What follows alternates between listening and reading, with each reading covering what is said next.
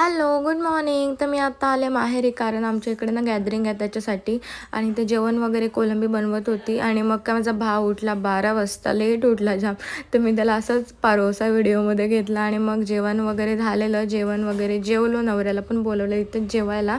आणि आमचं असं जोक झाला म्हणून आम्हाला हसायला आलं. त्याच्यानंतर इथे सगळ्या पोरी आधीच एक्सायटेड होत्या. तुम्हाला तर माहिती आहे ना, आमच्या इथे ना 26 जानेवारीला मराठी शाळेची गॅदरिंग असतेच गावात आमच्या. आणि मग भाव माझा नाश्ता वगैरे घेऊन आला, पाणीपुरी वगैरे त्याला सांगितलेलं मी आणायला संध्याकाळी, समोसा पॅटिस वगैरे. तर आम्ही सगळेजण इथे नाश्ता वगैरे करायला बसलो.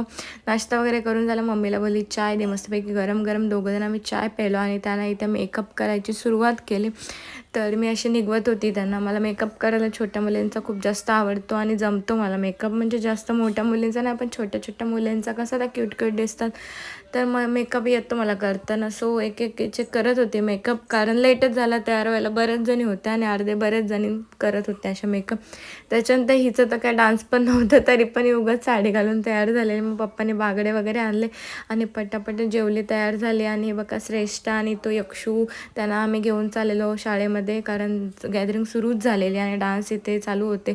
तर गॅदरिंग बघून असं वाटलं की आम्ही पण इथे असेच डान्स करायचो. म्हणजे मी पण 1ली ते 7वी याच शाळेत शिकलेली, मराठी शाळेत.